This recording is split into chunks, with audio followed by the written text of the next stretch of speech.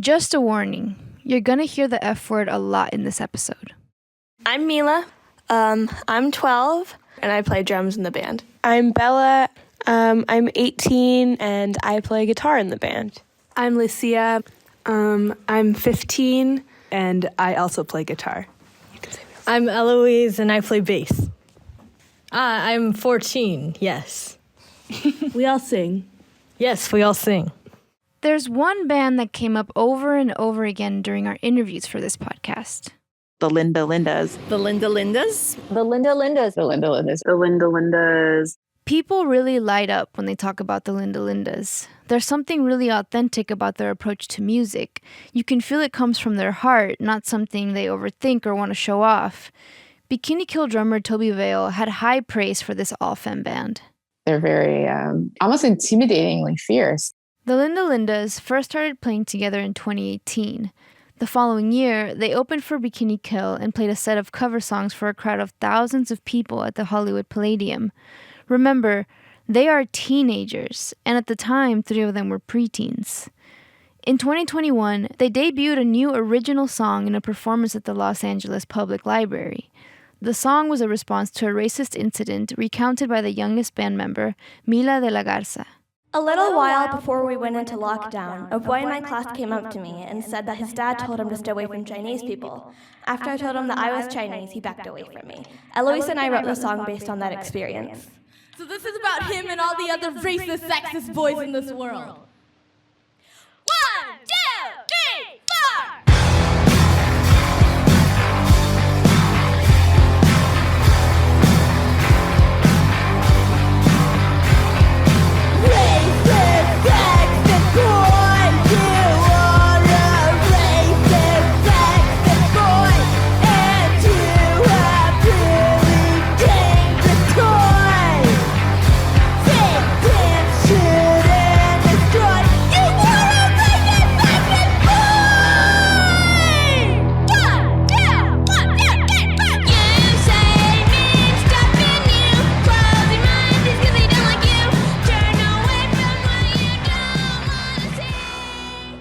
The video went viral. It racked up millions of views and landed the band invites on late-night TV and a record deal with the LA punk label Epitaph Records. Countless magazine articles, tweets, and TV talk shows have pointed to the Linda Lindas as a band that is carrying on the Riot Grrrl legacy. But how do they feel about that? It's very, very flattering and it's awesome, but also it's like, we want to make sure we're doing good by it, Yeah.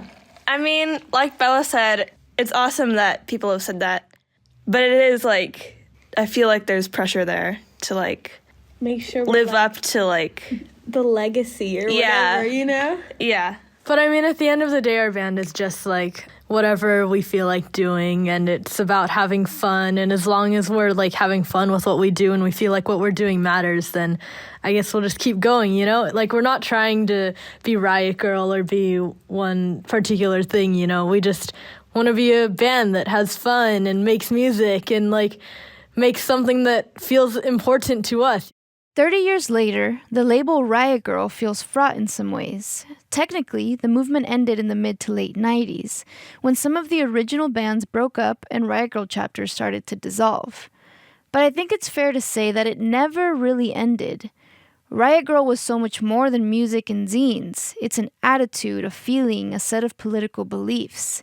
And it left an undeniable stamp on our culture that's still very evident today. But some of the most successful bands inspired by Riot Grrrl have tried to separate themselves from the movement. I'm Fabi Reina, founder of She Shreds Media, and this is Starting a Riot.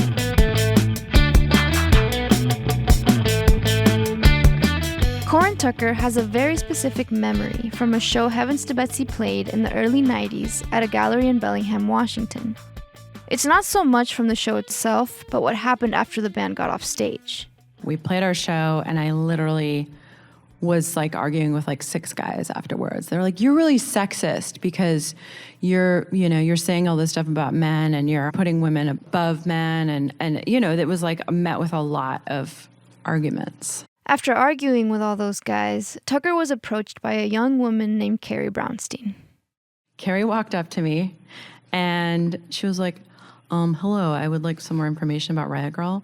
And I was like, okay, yeah, you give me your address. And I took down her address in my lyric book and never wrote her back. But we had this conversation where she was like, yeah, I'm going to Western and I'm going to drop out because I can't stand it. I want to move to Olympia. And I was like, you should move to Olympia. You absolutely should do it. And she did. Brownstein quickly became part of the Riot Grrrl scene in Olympia. She formed a band with some friends called Excuse 17, and she and Tucker became fast friends as well. Yeah, we started hanging out in Olympia, and our bands would like play together and go on tour together. And I just was like, she is a smoking guitar player. She was really different. And I was like, I wonder if we could play together, you know? And we did, and I just got this like zzzt. It was two really different players playing together, and I was like, this is cool. Let's record this. Let's make a song. And it just started happening. It wasn't long before Tucker and Brownstein left the Riot Grrrl bands to start one of their own. They named their new band after a freeway exit for a road in nearby Lacey, Washington, Sleater Kinney. There's a song from our first record called Be Your Mama, where Carrie's playing this riff that's like, da-na-na-na-na-na-na-na-na-na. And I literally remember, I heard her, I was like in the other room, I heard her playing that riff and I was like, keep playing that. And I started, she was like, da-na-na-na-na-na, and I joined in on guitar. I just brought those bar chords in.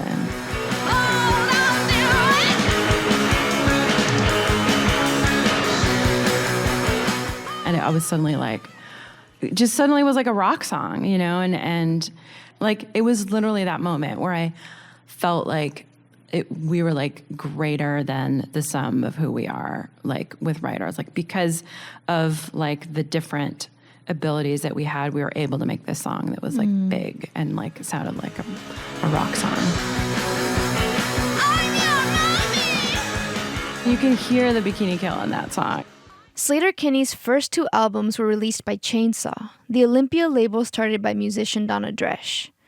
They've gone on to put out several more albums, becoming one of the most influential rock bands in the country. One thing Sleater Kinney has always been super clear about is that they are not a Riot Grrrl band. It was much more complicated at that point, right? Because Riot Grrrl had become this scourge in the press of like these snotty, entitled, or it was just ridiculed to such a degree in the press. That's like, our band wanted to do something different. We just wanted to have this different identity, and I would still talk about Riot Grrrl sometimes because everyone knew that I was part of that movement. But the band itself was like, no, we're not, that's not us, because we wanted a little bit of space from that. Feminist punks had never really been keen on media interviews. The DC Riot Grrrl chapter called for a media blackout sometime in the mid-90s, and other Riot Grrrls followed suit. This was after numerous articles came out depicting the movement as a fashion trend or a musical style, punkettes, or the girl version of grunge rock. Grunge itself was a marketing term that many bands, including Nirvana, loathed. The thing that pushed many people involved with Riot Grrrl to completely reject media attention seemed to be a 1992 Spin magazine article. It ran alongside a rail-thin model with the word bitch written on her forehead. The subheadline read, "Revolution is in the air, and yes, it smells like teen spirit." Yes, everyone was talking about Riot Grrrl, but like no one was actually starting a riot. Toby Vale was disappointed with the way Riot Grrrl was being co-opted and diminished. The term Riot Grrrl became so loaded that like every time a girl in the band or like a woman in a band would get interviewed, it'd be like under that framework. And then they'd spend the whole time going like, I'm not a Riot Grrrl. I'm not that, And so it almost became like a burden, right? It was like, that's the last thing you want it to be. Also, it's just boring to be asked about your gender over and over again. Riot Grrrl became a kind of shorthand for a certain type of woman musician. If you were a woman playing punk or even a woman playing guitar, you were defined in the media as a Riot Grrrl. Now it's almost as though woman musician is treated as a music genre. For me as an artist and in my work with She Shreds, I want to evolve that dialogue while still holding a space that feels safe for women and non-binary musicians. If we're going to talk about gender in music, we need to talk about how people are getting paid, how they're being treated by sound guys and venue staff, and whether or not they're being represented behind the scenes as well as on stage. Coming up after a break, I'll introduce you to a band that's holding these conversations, claiming space for women, gender-expansive people, and Black folks in particular.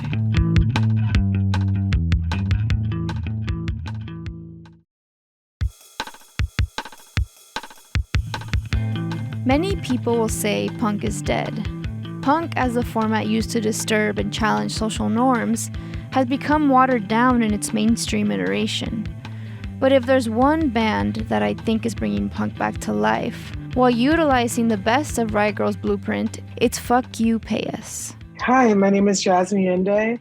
I'm a vocalist for the band FUPU and also a textile fiber artist and writer. FUPU is a Black queer punk band focused on reparations. Fuck you, pay us for the wage gap. Fuck you, pay us for this country that continues to profit and economically loot people every day. Fuck you, pay us sex workers. Fuck you, pay survivors. It's all about this way of demanding what we need in this world and also doing it from a place of radiant rage and coming together and respecting each other in the space. I first met Jasmine and the rest of the band in 2018. When She Shreds partnered with our friends in the creative agency Jupe Jupe to book them for an epic all-day event during that year's Women's March. My good friend Fran was obsessed with them, and as soon as I saw the way they created and guided energy in the space, I understood exactly why. I think that Fuck You Pay Us is about what punk music can mean for liberation for everybody, not just for select groups.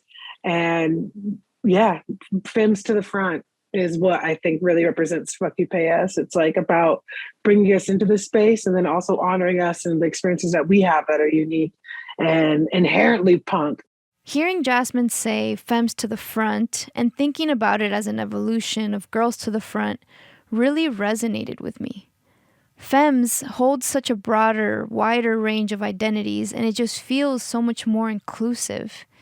Even if I do lean more masculine, I can identify with femmes so much more than girl.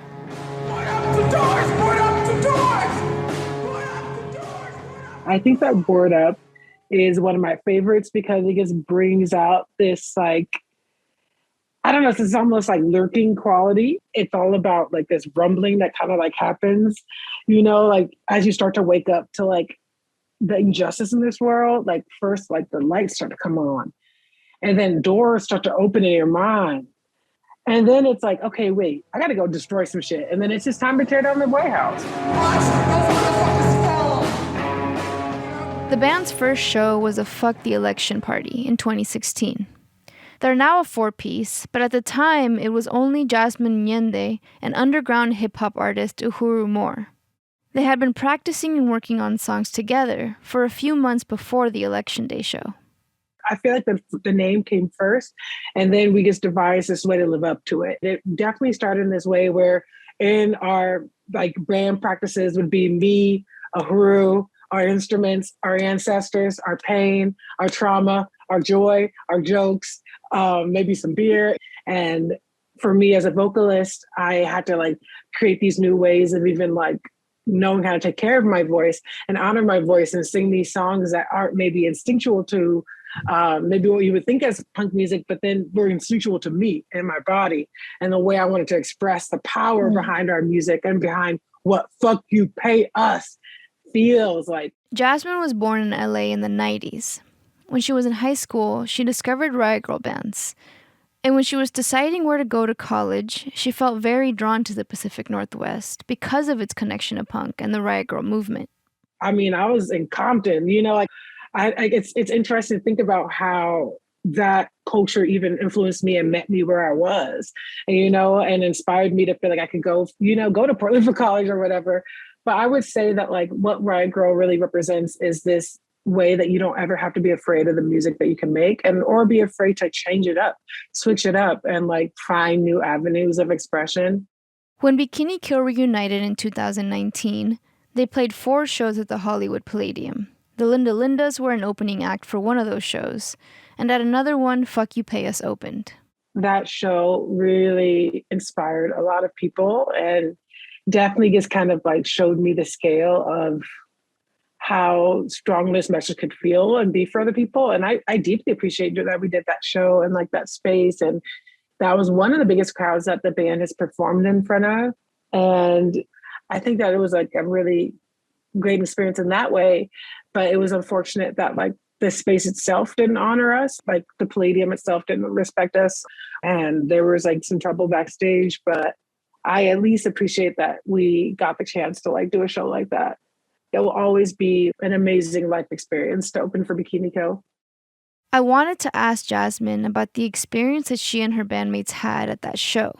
Not to single anyone out, but because I think it gets at a bigger truth. Diversifying any space requires cultural shifts. The truth about the music industry and its venues, labels, institutions, and other workplaces is that they were created by white men to uplift white men. You can't just invite BIPOC folks into a space that's been dominated by white people without thinking through equity and inclusion in an intentional way. Unfortunately, most of these spaces hardly even have any women on staff. They wouldn't let our bandmate backstage. And of course, when you're performing, you don't have your badge. So they let me backstage because, of course, I was up front, but they didn't let Uhuru backstage. So that was just the first of the offenses. After that, of course, my bandmate needed to go smoke and stuff. When Uhuru came back inside, it happened again. Another security guard, I will say, not the same security guard, but a different one, just refusing to imagine or conceptualize that that person would be on stage in a band, thinking maybe they were just trying to sneak back. And then we had to unload everything ourselves out after the show. And when I tried to go back inside to go use the bathroom, they wouldn't let me go use the bathroom after all that happened. Like we had just loaded all of our drums, all of our guitars, all that stuff. I went to go literally pee so we can go. They wouldn't let me back in. I pissed outside. They threatened to call the police on me. So that's the long story short of what happened at the Palladium. To be perfectly honest, I played that same venue in 2022 and remember being able to walk in and out of the backstage door without being asked to show my badge. But again, I'm not Black. And that difference in experience should really speak to the specific anti-Black mentality in music spaces, especially outside of the hip-hop, jazz, and R&B genres. In general, and especially with soundmen, venue culture in the music industry is aggressive and disrespectful to women, trans, and non-binary people. One time, a bandmate of mine was asked by the sound guy, and they are almost always guys, to hold the mic like she was holding a dick. And that's just one of the many insane stories. You end up really having to rely on your bandmates and the people you're playing with for support. Jasmine said that Bikini Kill's reaction to what happened was underwhelming. They didn't really do much at all. They didn't even issue really as an apology. They just like, oh, I'm sorry, that really sucks. But again, I don't really have no hard feelings because this was years ago. A whole pandemic has happened. I ain't got much more emotion in me. But it did suck. Bikini Kill drummer Toby Vale said her memory of what happened at the Palladium was a little fuzzy, but she did check in with her bandmates about it before our interview. I think what happened is that they were having clashes with security all night and decided to leave while we were playing. So all the stuff that happened is stuff that we didn't witness, which made it a little bit confusing at the time. Vale said that Bikini Kill's tour manager filled in some of the details. She also said that lead singer Kathleen Hanna reached out directly to try to get more information from Fuck You Pay Us, but didn't hear back from them. Vale said that Bikini Kill did speak to the staff at the Hollywood Palladium. She remembers that they directly addressed the Palladium's threat to get the police involved and told them they can't do that. Like they can't, it's completely unacceptable to put anyone in danger and threaten, the threat of like police brutality. Kathleen remembers them agreeing that the security agreed not to call 911. I don't remember that happening. I remember it being a topic of discussion, but it is something that we ask now in our security meetings, that we do ask venues not to call or threaten to call 911 on people. Obviously, more than 3 years later, the details are a little murky, but Vale said that she and the rest of the band appreciated the opportunity to talk about it. what I really want to say is that like, we really appreciated them playing a show with us, and we're really upset to hear they had a bad experience with the Hollywood Palladium's security staff. We immediately went to the club, spoke with them about it. And, you know, obviously we want everyone to feel welcome at our shows. And obviously like racism and transphobia is not okay with us. Like we will not tolerate it, and we'll do everything in our power to make sure that doesn't happen. This situation is not unique to Bikini Kill and Fuck You Pay Us. I asked Jasmine Nyende what she would want other touring musicians to take away from her experience. Her solution seems pretty simple. Say if I'm Bikini Kill, I spend maybe $200 out of my cut to make sure I hire a person of color whose job in their role is to make sure that everything's running smoothly for the bands who are opening for me, also for me, someone that I call. Because when that was happening to me, I'm over here DMing Kathleen Hanna because the security guard won't let us inside. Like what? No, there has to be like someone who's there who can kind of serve as that buffer. Making space for people of color requires white people to think about things from other perspectives. That's as true for music as it is for universities or government agencies or community spaces. And just like Riot Grrrl bands demanded space for women in music venues and other spaces that had long been dominated by men, bands like Fuck You Pay Us are standing up for themselves in the music industry and beyond. When I think of some of our concept songs like Burn Yo Patriarchy, like that song was actually inspired by a spell that was very like instrumental to helping the Haitian Revolution. It's like burn yo white male patriarchy, burn yo white male patriarchy. It was a part of a spell that helped bring a nation to freedom. Burn yo white male patriarchy, burn. You can feel that story in the way that we sang it, in the way that we expressed it, in the way that the guitar would drone. It would feel like that song. And we'd always go in there never knowing how long it's going to be, how short it's going to be. It's all about the energy that is cultivated and shared that kind of lets us know when the song ends or like how much to bring to it.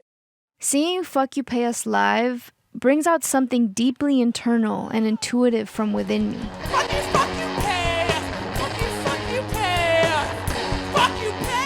The thing that I think surprises people the most is how like joyous the shows actually are. Like we be having fun up there. Like we be having a blast. And I think that energy of like, wow, we're talking about really intense shit. We're really working through some intense trauma collectively. So people can like, they can feel the scale, but they can also feel the spirit. And you know, like people really can vibe with it. People you would never expect. We'll be blasting some Fuck You Pay Us when the album comes out. The band is working on their first studio album. Fuck you! Pay us! After a quick break, what do Miley Cyrus and Lizzo have to do with Riot Grrrl?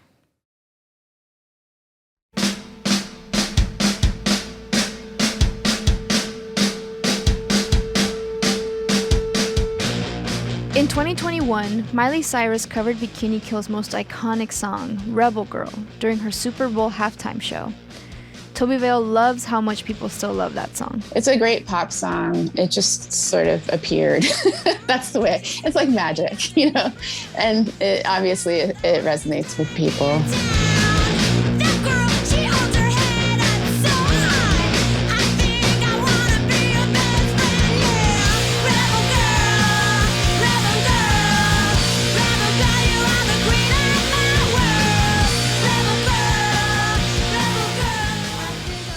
Riot Grrrl is not yet dead.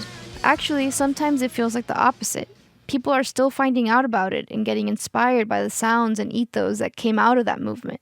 I think we need to focus on like, what are the goals? How can we come together in this political historical moment, which is so horrific, and move forward? And that's like one of the questions that we're constantly thinking about and talking about as a band right now. And even if identifying with Riot Grrrl became complicated or uncool at some point in the late 90s, historian Sarah Marcus says the movement managed to change the way a lot of people thought about feminism. What I think is awesome is the way that Riot Grrrl made it okay to fly a specifically feminist flag. Riot Grrrl, I think, pushed to make it not uncool to just go all the way there and talk about feminism. And, and so from Lizzo to like other pop stars, like claiming feminism, like I do see reverberations of Riot Grrrl, like in that in particular. Feminist still feels like a loaded term to a lot of people, and I put myself in that category. I remember in 2014, Time magazine included feminist as part of a poll on words to ban. People lost their minds in opposition to that, of course, but to me, the word feminism actually does feel a little bit outdated. It's not inclusive of intersectional concepts and identities such as trans rights, indigenous and black sovereignty movements, or the health and care of the earth. In my opinion, these should all be feminist issues, but unfortunately, when I hear people use the word feminism, I don't think they're thinking about those things. Beyond specific labels, music has definitely expanded and become more inclusive over the past 3 decades.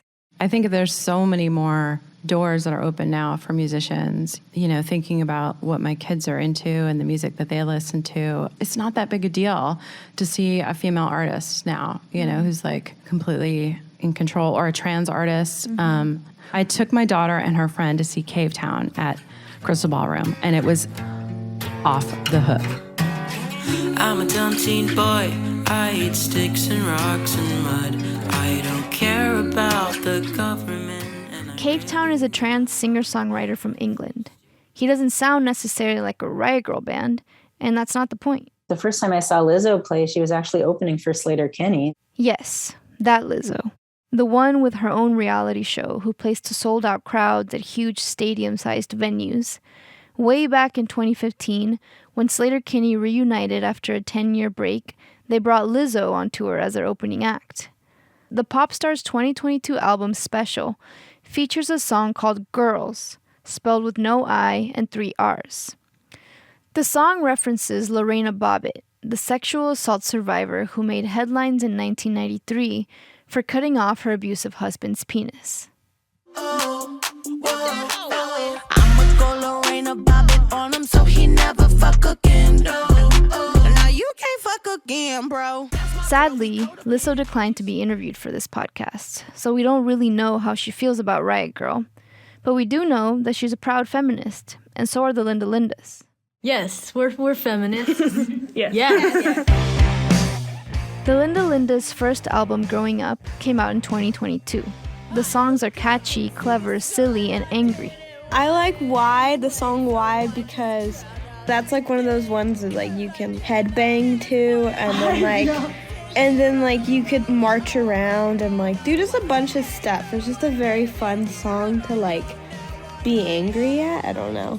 I feel like I do better if I'm pissed off while playing that song. I didn't know that. Yeah.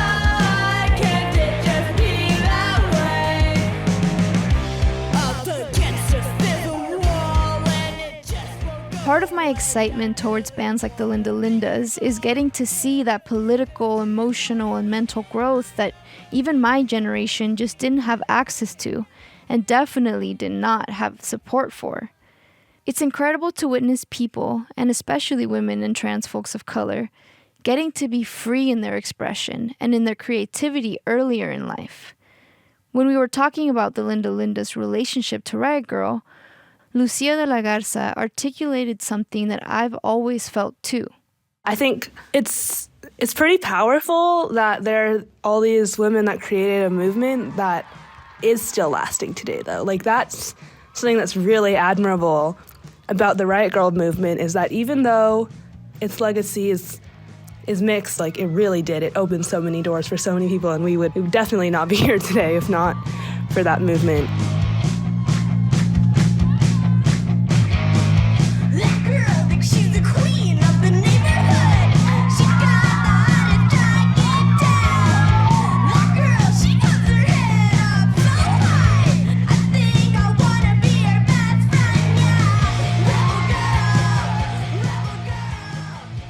To me, one of the most fascinating and incredible things that this movement helped thousands of people do, and continues to teach us about, is the power of anger as an energy, and the impact that acknowledging and recycling that anger through music can have on communities. the impact it can have on culture, and the doors it can open for people to experience joy. Riot Girls taught themselves and anyone who was willing to listen a different way to be unafraid.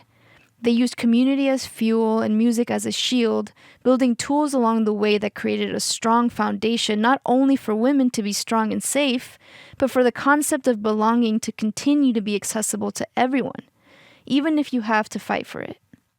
30 years later, while we're still fighting for the rights to our own bodies and the opportunity to exist beyond just surviving, understanding how to move through such an intense feeling like anger allows me to have a vision and take action. As a musician and as a person, I'm grateful for the tools I've accessed through the school of Riot Girl.